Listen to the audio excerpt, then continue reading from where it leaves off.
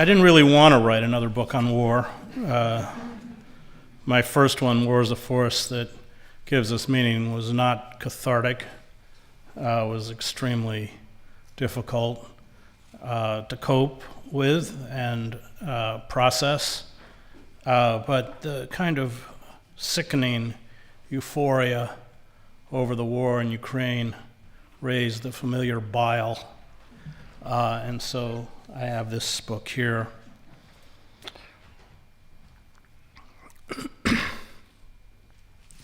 Preemptive war, whether in Iraq or Ukraine, is a war crime. It does not matter if the war is launched on the basis of lies and fabrications, as was the case in Iraq, or because of the breaking of a series of agreements with Russia, including the promise by Washington not to extend NATO beyond the borders of a unified Germany, not to deploy thousands of NATO troops in Eastern Europe, not to meddle in the internal affairs of nations on Russia's border, and the refusal to implement the Minsk II peace agreement. This provocation, which includes establishing a NATO missile base 100 miles from Russia's border, was foolish and highly irresponsible. It never made geopolitical sense. The invasion of Ukraine would, I expect, never have happened if these promises had been kept. Russia has every right to feel threatened, betrayed, and angry. But to understand is not to condone. The invasion of Ukraine under post-Nuremberg laws is a criminal war of aggression. I know the instrument of war. War is not politics by other means. It is demonic. I spent 2 decades as a war correspondent in Central America, the Middle East, Africa, and the Balkans, where I covered the wars in Bosnia and Kosovo. I carry within me the ghosts of dozens of those swallowed up in the violence, including my close friend, Reuters correspondent Kurt Schork, who was killed in an ambush in Sierra Leone with another friend, Miguel Gil Moreno. I know the chaos and disorientation of war, the constant uncertainty and confusion. In a firefight, you are only aware of what is happening a few feet around you. You desperately and not always successfully struggle to figure out where the firing is coming from in the hopes you can avoid being hit.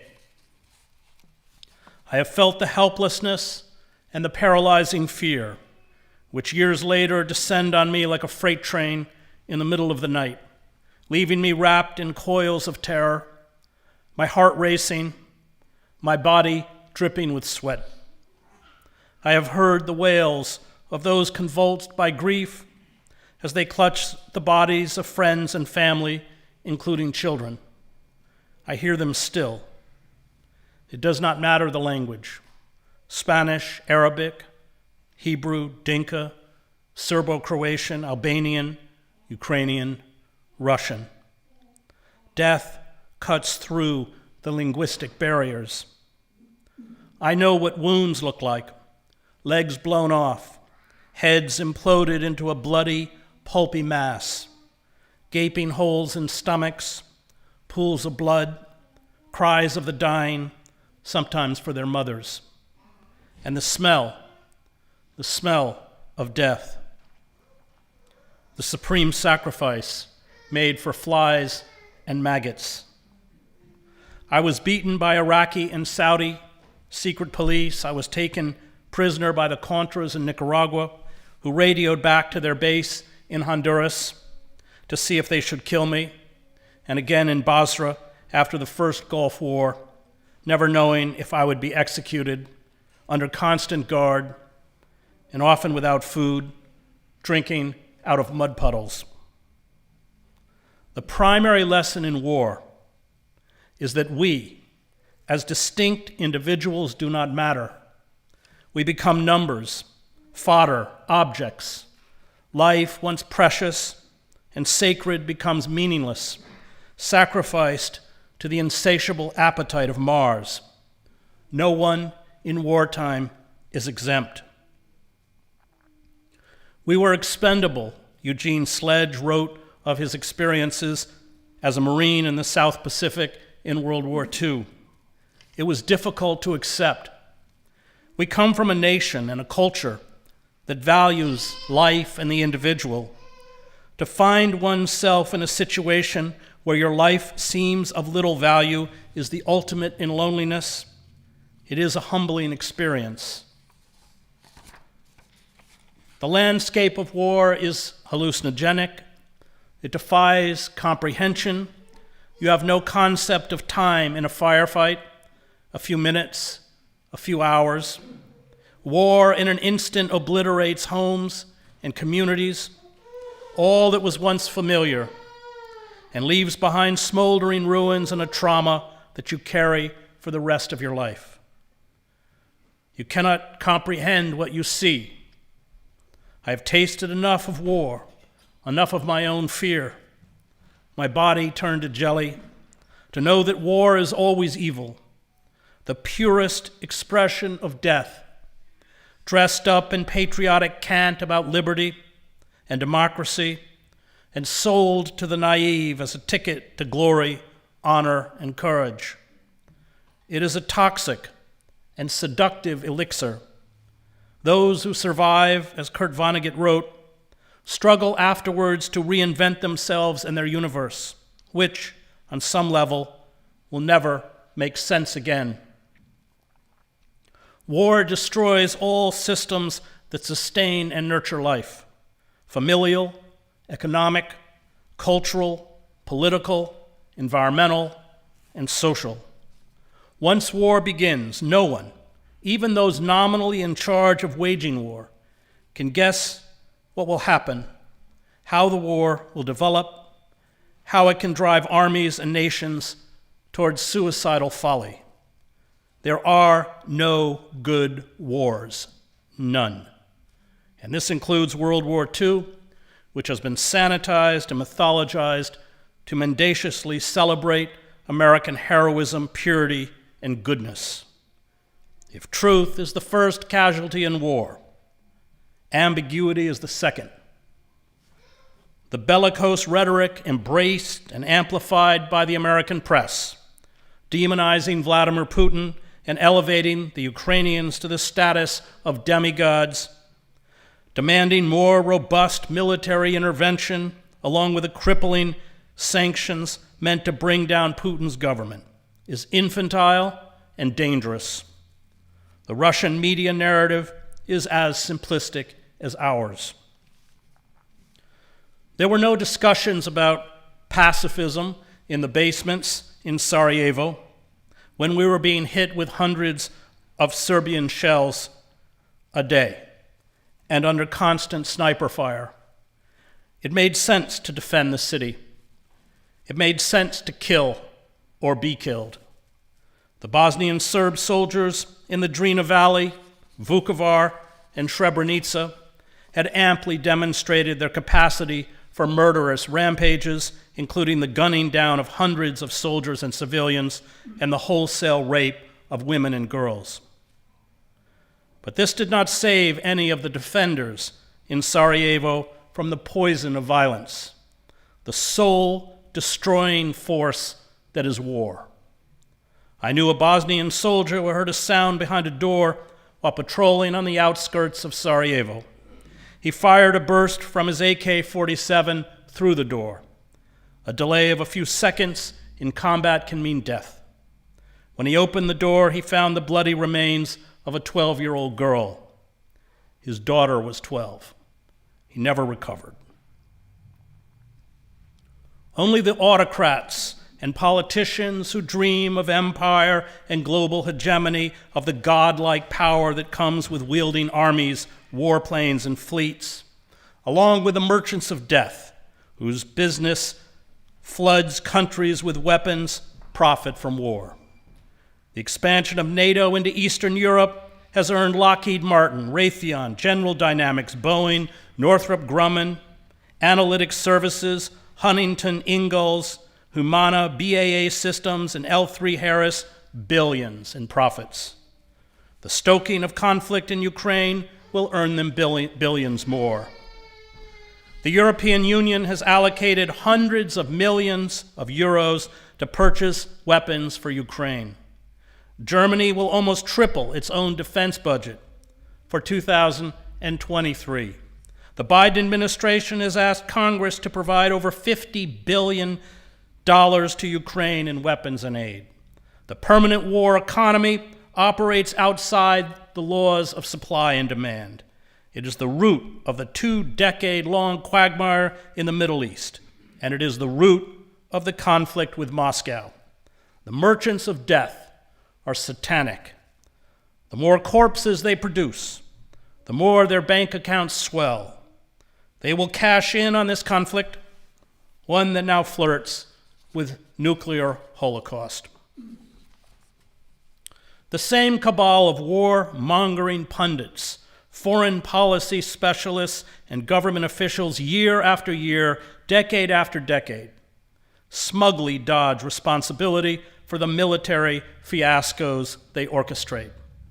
They are protean, shifting adroitly with the political winds, moving from the Republican Party to the Democratic Party and then back again, mutating from cold warriors to neocons to liberal interventionists. Pseudo-intellectuals, they exude a cloying Ivy League snobbery as they sell perpetual fear and a racist worldview where the lesser breeds of the earth only understand violence. They are pimps of war, puppets of the Pentagon, a state within a state, and the defense contractors who lavishly fund their think tanks, Project for the New American Century, American Enterprise Institute, Foreign Policy, Initiative, Institute for the Study of War, Atlantic Council, and Brookings Institution. Like some mutant strain of an antibiotic-resistant bacteria, they cannot be vanquished. It does not matter how wrong they are, how absurd their theories, how many times they lie or denigrate other cultures and societies as uncivilized, or how many murderous military interventions go bad. They are immovable props, the parasitic mandarins of power that are vomited up in the dying days of any empire, including ours, leaping from one self-defeating catastrophe to the next. I reported on the suffering, misery, and murderous rampages these shills for war engineered and funded. My first encounter with them was in Central America. Elliot Abrams, convicted of providing misleading testimony to Congress on the Iran-Contra affair, and later pardoned by President H.W. Bush so he could return to government to sell us the Iraq War, and Robert Kagan, director of the State Department's Public Diplomacy Office in Latin America, were propagandists for the brutal military regimes in El Salvador and Guatemala, as well as the rapists and homicidal thugs that made up the rogue Contra forces fighting the Sandinista government in Nicaragua, which they illegally funded. Their job was to discredit our reporting. They and their coterie of fellow war lovers went on to push for the expansion of NATO in Central and Eastern Europe. They are cheerleaders for the apartheid state of Israel, justifying its war crimes against Palestinians and myopically conflating Israel's interests with our own. They advocated for airstrikes in Serbia, calling for the U.S. to, quote, take out Slobodan Milosevic. They were the authors of the policy to invade Afghanistan, Iraq, Syria, and Libya. Robert Kagan and William Kristol, with their typical cluelessness, wrote in April 2002 that, quote, the road that leads to real security and peace is the road that runs through Baghdad. We saw how that worked out. That road led to the dissolution of Iraq, the destruction of its civilian infrastructure, including the obliteration of 18 of 20 electricity generating plants, and nearly all the water pumping and sanitation systems during a 43-day period when 90,000 tons of bombs were rained down on the country, the rise of radical jihadist groups throughout the region, and the proliferation of failed states. The war in Iraq, along with a humiliating defeat in Afghanistan, shredded the illusion of U.S. military and global hegemony.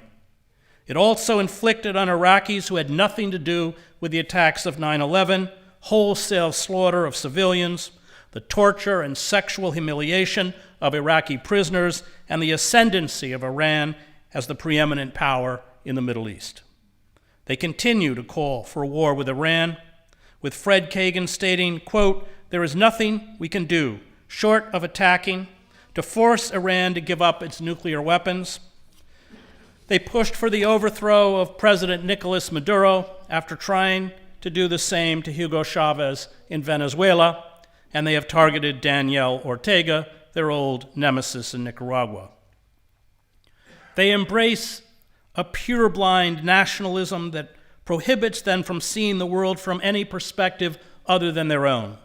They know nothing about the machinery of war, its consequences, or its inevitable blowback. They know nothing about the peoples and cultures they target for violent regeneration. They believe in the divine right to impose their quote-unquote values on others by force. Fiasco after fiasco, and now they are stoking a war with Russia. The nationalist is by definition an ignoramus, Yugoslav writer Danilo Kish observed. Nationalism is the line of least resistance, the easy way. The nationalist is untroubled. He knows or thinks he knows what his values are, his. That's to say, national. That's to say, the values of the nation he belongs to, ethical and political. He is not interested in others. They are no concern of his. Hell, it's other people, other nations, another tribe. They don't even need investigating. The nationalist sees other people in his own image, nationalists. The Biden administration is filled with these ignoramuses, including Joe Biden. Victoria Nuland, the wife of Robert Kagan, serves as Biden's Undersecretary of State for Political Affairs. Anthony Blinken is the Secretary of State. Jack Sullivan is National Security Advisor. They come from this cabal of moral and intellectual trolls that includes Kimberly Kagan, the wife of Fred Kagan, who founded the Institute for the Study of War, William Crystal, Max Boot, Gary Schmidt, Richard Pearl, Douglas Fife, David Frum, and others. Many were once staunch Republicans, or, like Nuland, served in Republican and Democratic administrations. Nuland was the principal deputy foreign policy advisor to Vice President Dick Cheney. They are united by the demand for larger and larger defense budgets and an ever-expanding military. Julian Benda called these courtiers to power the self-made barbarians of the intelligentsia. They once railed against liberal weaknesses and appeasement, but they swiftly migrated to the Democratic Party rather than support Donald Trump, who showed no desire to start a conflict with Russia and who called the invasion of Iraq a big fat mistake. Besides, as they correctly pointed out, Hillary Clinton was a fellow neocon, and liberals wonder why nearly half the electorate, who revile these arrogant, unelected power brokers as they should, voted for Trump. These ideologues did not see the corpses of their victims. I did, including children. Every dead body I stood over in Guatemala, El Salvador, Nicaragua, Gaza, Iraq, Sudan, Yemen, or Kosovo, month after month, year after year, exposed their moral bankruptcy, their intellectual dishonesty, and their sick bloodlust. They did not serve in the military. Their children do not serve in the military. But they eagerly ship young American men and women to fight and die for their self-delusional dreams of empire and American hegemony. Or, as in Ukraine, they provide the weaponry and logistical support so Ukrainians and Russians can bleed in perpetuity. Historical time stopped for them with the end of World War II. The overthrow of democratically elected governments by the U.S. during the Cold War in Indonesia, Guatemala, the Congo, Iran, and Chile, where the CIA oversaw the assassination of the commander-in-chief of the Army, General René Schneider, and President Salvador Allende, the Bay of Pigs, the atrocities and war crimes that define the wars in Vietnam, Cambodia, and Laos, even the disasters they manufactured in the Middle East, have disappeared into the black hole of their collective historical amnesia. American global domination, they claim, is benign, a force for good, benevolent hegemony. The world, the late Charles Krauthammer insisted, welcomes our power. All enemies from Saddam Hussein to Vladimir Putin are the new Hitler. All U.S. interventions are a fight for freedom that make the world a safer place. All refusals to bomb and occupy another country are a 1938 Munich moment, a pathetic retreat from confronting evil by the new Neville Chamberlain. We do have enemies abroad, but our most dangerous enemy is within. The warmongers build a campaign against a country such as Iraq or Russia, and then wait for a crisis, they call it the next Pearl Harbor, to justify the unjustifiable. In 1998, William Kristol and Robert Kagan, along with a dozen other prominent neoconservatives, wrote an open letter to President Bill Clinton denouncing his policy of containment in Iraq as a failure and demanding that he go to war to overthrow Saddam Hussein. To continue the, quote, course of weakness and drift, they warned, was to put our interests and our future at risk. Huge majorities in Congress, Republican and Democrat, rushed to pass the Iraq Liberation Act. Few Democrats or Republicans dared to be seen as soft on national security.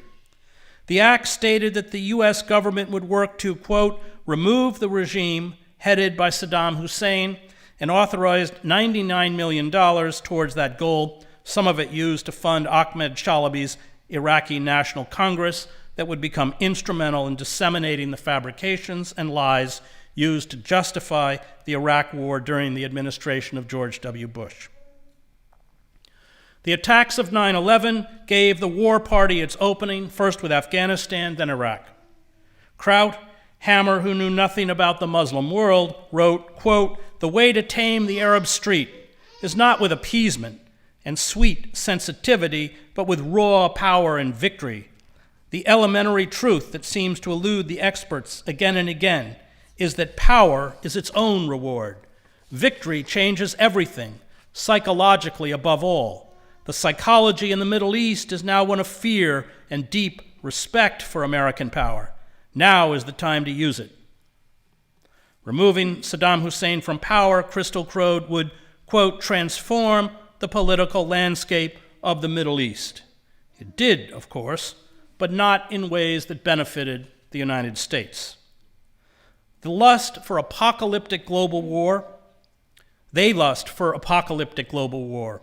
Fred Kagan, the brother of Robert, a military historian, wrote in 1999 that, quote, America must be able to fight Iraq and North Korea and also be able to fight genocide in the Balkans and elsewhere without compromising its ability to fight two major regional conflicts, and it must be able to contemplate war with China or Russia some considerable but not infinite time from now. They believe violence magically solves all disputes, even the Israel-Palestine morass. In a bizarre interview immediately after 9/11, Donald Kagan, the Yale classicist and right-wing ideologue, the father of Robert and Fred Kagan, called, along with his son Fred, for the deployment of U.S. troops in Gaza so we could, quote, take the war to these people. They long demanded the stationing of NATO troops in Ukraine, with Robert Kagan saying that we, quote, need to not worry that the problem is our encirclement rather than Russian ambitions. We need to not worry that the problem is our encirclement rather than Russian ambitions. His wife, Victoria Nuland, was outed in a leaked phone conversation in 2014 with the U.S. ambassador to Ukraine, Jeffrey Pyatt, disparaging the EU and plotting to remove the lawfully elected president, Viktor Yanukovych, and install compliant Ukrainian politicians in power, most of whom did eventually take power. They lobbied for U.S. troops to be sent to Syria to assist quote-unquote moderate rebels seeking to overthrow Bashar al-Assad. Instead, the intervention spawned the caliphate. The U.S. ended up bombing the very forces they had armed, becoming Assad's de facto air force. The Russian invasion of Ukraine, like the attacks of 9/11, is a self-fulfilling prophecy. Putin, like everyone else they target, only understands force. We can, they assure us, militarily bend Russia to our will. It is true that acting firmly in 2008 or 2014 would have meant risking conflict, Robert Kagan wrote in Foreign Affairs of Ukraine. But Washington is risking conflict now. Russia's ambitions have created an inherently dangerous situation. It is better for the United States to risk confrontation with belligerent powers when they are in the early stages of ambition and expansion, not after they have already consolidated substantial gains. Russia may possess a fearful nuclear arsenal, but the risk of Moscow using it is not higher now than it would have been in 2008 or 2014 if the West had intervened then. And it has always been extraordinarily small. Putin was never going to obtain his objectives by destroying himself and his country along with much of the rest of the world. In short, don't worry about going to war with Russia. Putin won't use the bomb. I do not know if these people are stupid or cynical or both. They are the useful idiots of the war industry. They are never dropped from the networks. They rotate in and out of power, parked in places like the Council on Foreign Relations, the Brookings Institute, before being called back into government. They are as welcome in the Obama or Biden White House as the Bush White House. The Cold War for them never ended. The world remains binary, us and them, good and evil, and they are never held accountable. When one military intervention goes up in flames, they are ready to promote the next. These Dr. Strangeloves, if we don't stop them, will terminate life as we know it on the planet. The ruling class divides the world into worthy and unworthy victims. Those we are allowed to pity, such as Ukrainians enduring the hell of modern warfare, and those whose suffering is minimized, dismissed, or ignored. The terror we and our allies carry out against Iraqi, Palestinian, Syrian, Libyan, Somali, and Yemeni civilians is part of the regrettable cost of war. We, echoing the empty promises from Moscow, claim we do not target civilians. Rulers always paint their militaries as humane, there to serve and protect. Collateral damage happens, but it is regrettable. This lie can only be sustained among those who are unfamiliar with the explosive ordnance and large kill zones of missiles, iron fragmentation bombs, mortar, artillery, tank shells, and belt-fed machine guns. This bifurcation into worthy and unworthy victims, as Edward Herman and Noam Chomsky pointed out in Manufacturing Consent, is a key component of propaganda, especially in war. The Russian-speaking population in Ukraine to Moscow are worthy victims. Russia is their savior. The 7.6 million refugees and the millions more Ukrainian families cowering in basements, car parks, and subway stations are unworthy Nazis. Worthy victims allow citizens to see themselves as empathetic, compassionate, and just. Worthy victims are an effective tool to demonize the aggressor. They are used to obliterate nuance and ambiguity. Mention the provocations carried out by the Western Alliance with the expansion of NATO and the missile batteries in Eastern Europe, the U.S. involvement in the 2014 ouster of Yanukovych, which led to the civil war in the east of Ukraine between Russian-backed separatists and Ukraine's army, a conflict that has claimed tens of thousands of lives, and you are dismissed as a Putin apologist. It is to taint the sainthood of the worthy victims, and by extension ourselves. We are good, they are evil. Worthy victims are used not only to express sanctimonious outrage, but to stoke self-adulation and a poisonous nationalism. The cause becomes sacred, a religious crusade. Fact-based evidence is abandoned, as it was during the calls to invade Iraq. Charlatans, liars, con artists, fake defectors, and opportunists become experts used to fuel the conflict. Celebrities who, like the powerful, carefully orchestrate their public image, pour out their hearts to worthy victims. Hollywood stars such as George Clooney made trips to Darfur to denounce the war crimes being committed by Khartoum.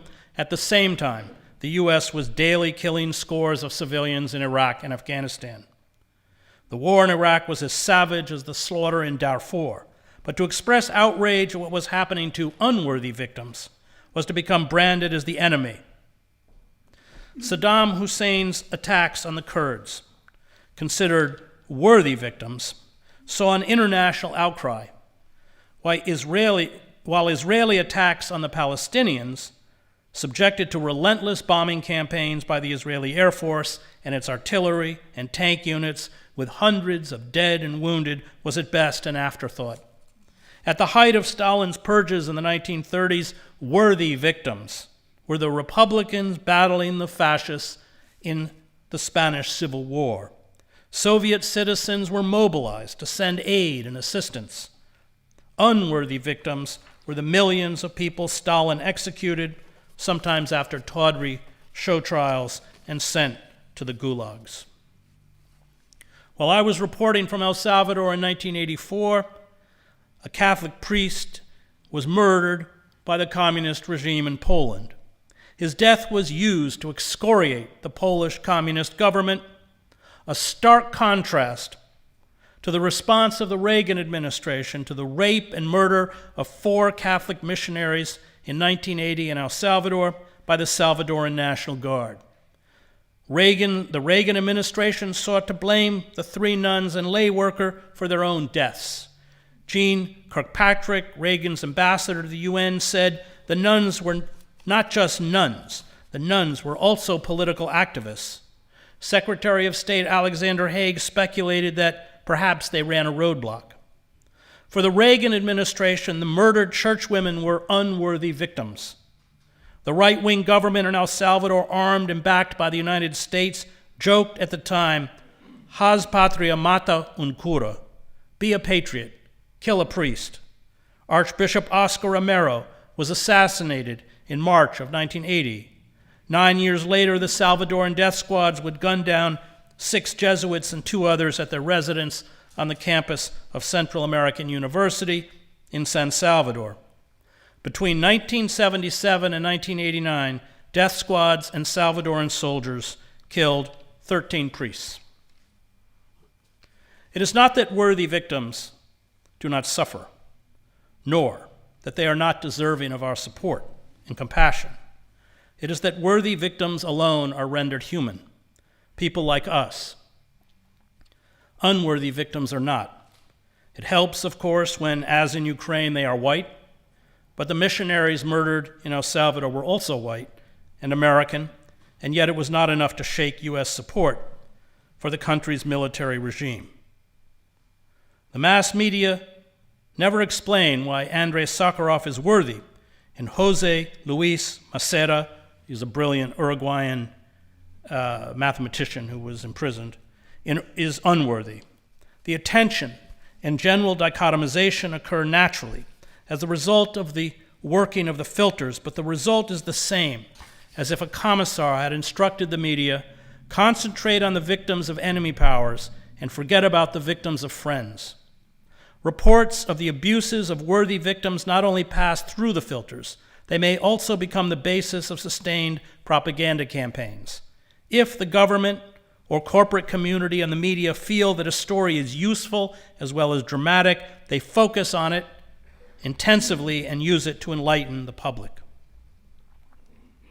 This was true, for example, of the shooting down by the Soviets of the Korean airliner KAL-007 in early September 1983. 269 passengers and crew were killed.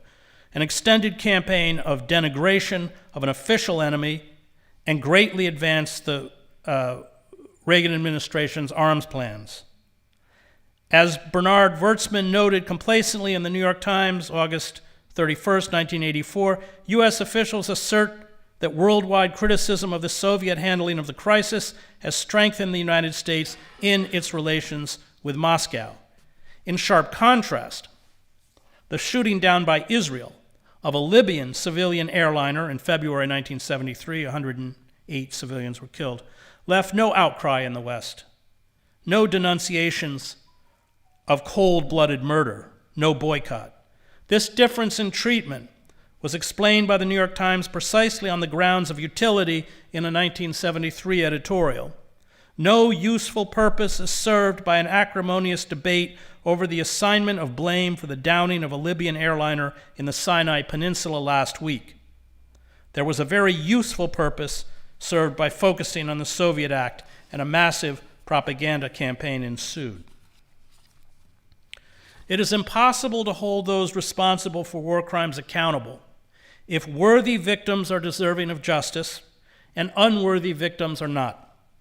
If Russia should be crippled with sanctions for invading Ukraine, which I believe it should, the United States should have been crippled with sanctions for invading Iraq, a war launched on lies and fabrications. Imagine if America's largest banks, J.P. Morgan, Chase, Citibank, Bank of America, Wells Fargo, were, like Russian banks, cut off from the international banking system.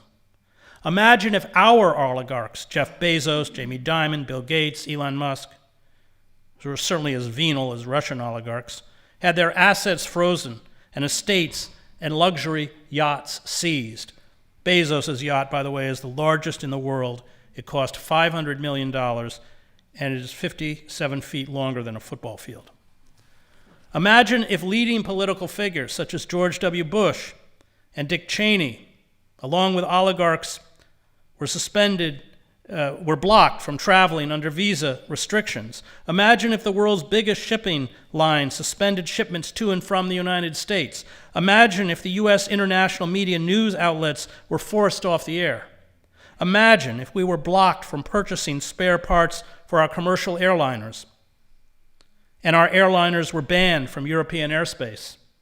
Imagine if our athletes were barred from hosting or participating in international sporting events. Imagine if our symphony conductors and opera stars were forbidden from performing unless they denounced the Iraq War and in a kind of perverted loyalty oath condemned George W. Bush. The rank hypocrisy is stunning.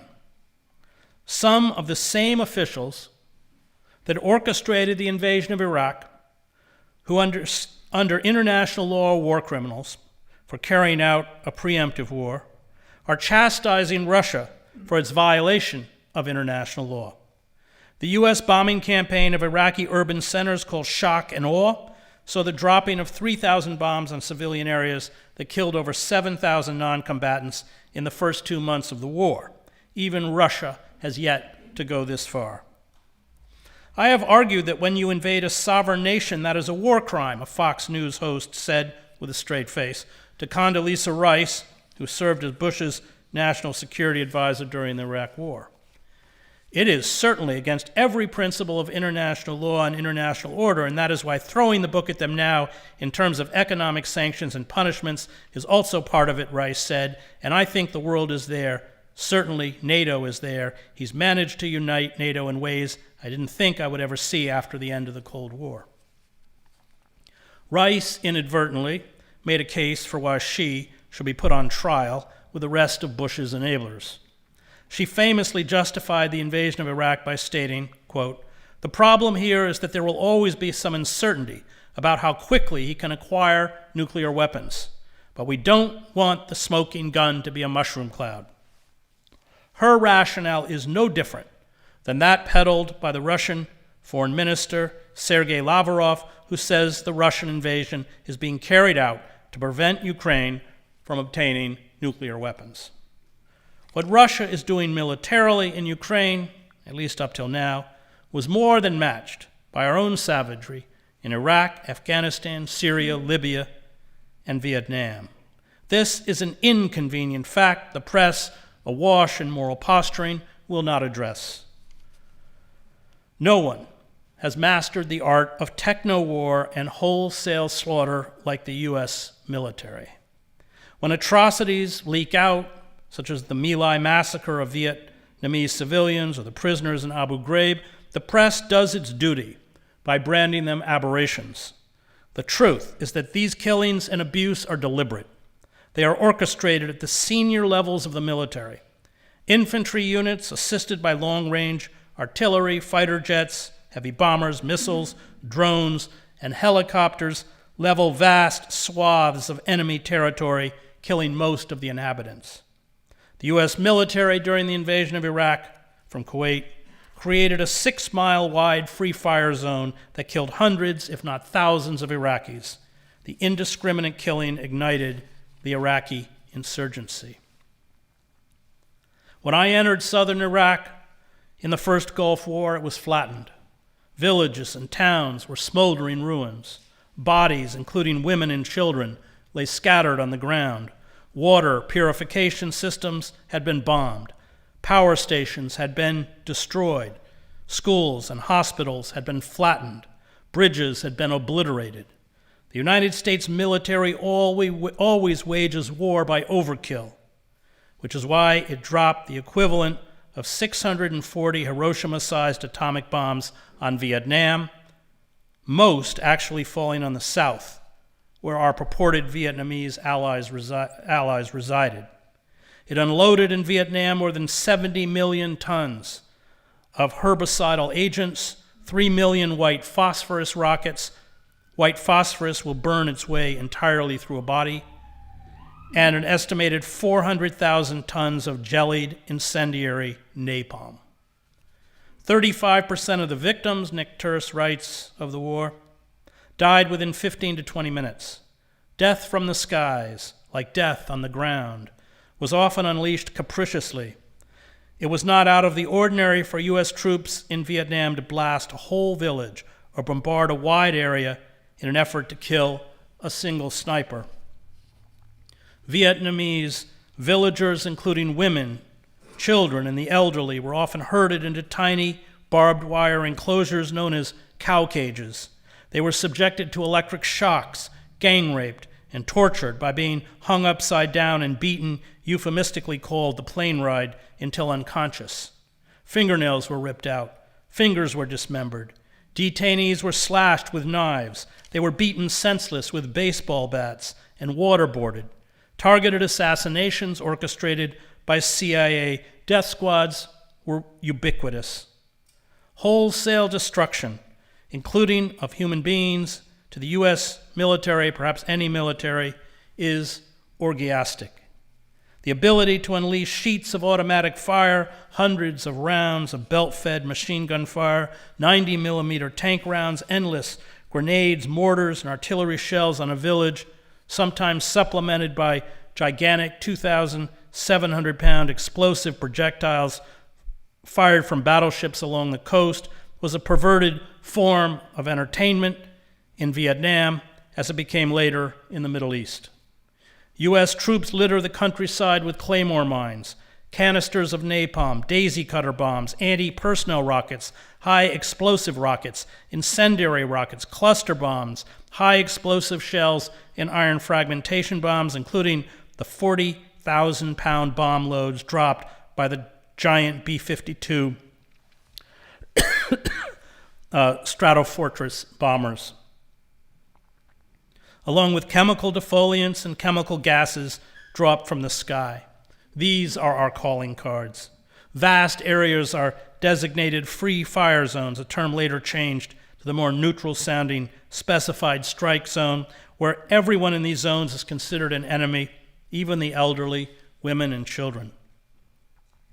Soldiers and Marines who attempt to report war crimes risk their lives. On September 12, 1969, Nick Turse writes in his book, Kill Anything That Moves, The Real American War in Vietnam, George Chunko sent a letter to his parents, explaining how his unit had entered a home that had a young Vietnamese woman, 4 young children, an elderly man, and a military-age male. It appeared the younger man was AWOL from the South Vietnamese Army. The young man was stripped naked and tied to a tree. His wife fell to her knees and begged the soldiers for mercy. The prisoner, Chunko wrote, was ridiculed, slapped around, and had mud rubbed into his face.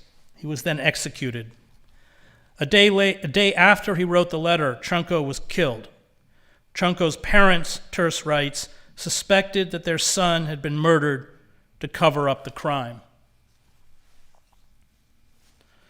I carry within me death, the smell of decayed and bloated corpses, the cries of the wounded, the shrieks of children, the sound of gunfire, the deafening blast, the fear, the stench of cordite, the humiliation that comes when you surrender to terror and beg for life, the loss of comrades and friends, and then the aftermath, the long alienation, the numbness, the nightmares, the lack of sleep, the inability to connect to all living things, even to those we love the most, the regret, the repugnant lies mouthed around us about honor and heroism and glory, the absurdity, the waste, the futility.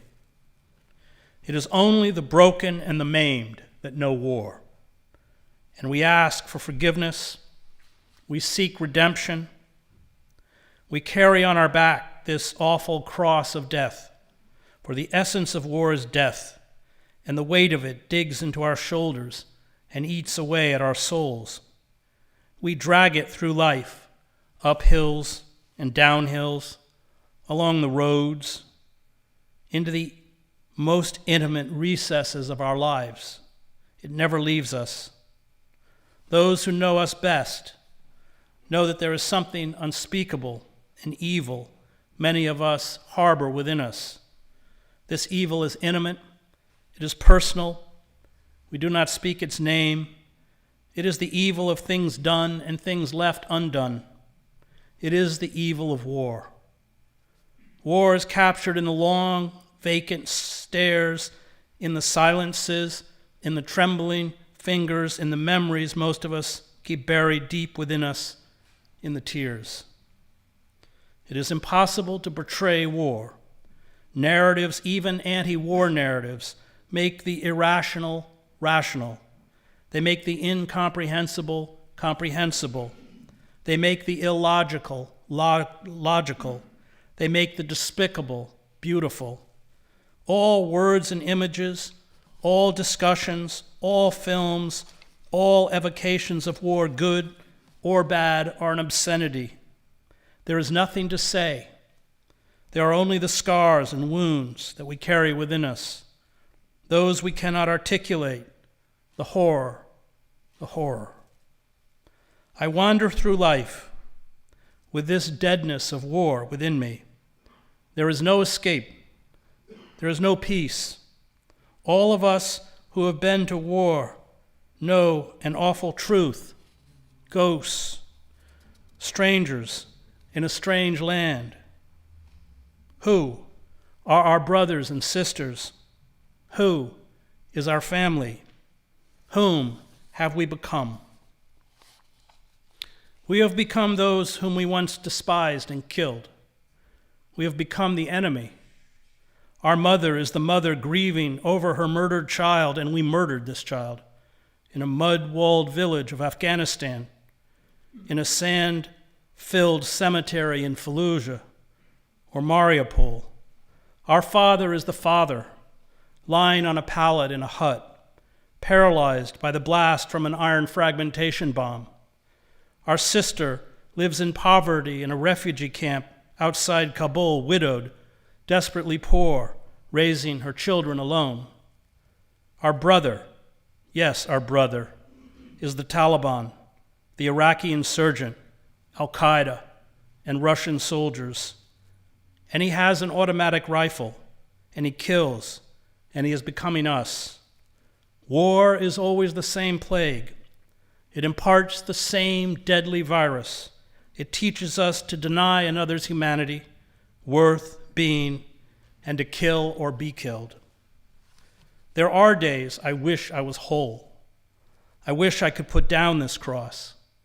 I envy those who, in their innocence, believe in the innate goodness of America and the righteousness of war, and celebrate what we know is despicable.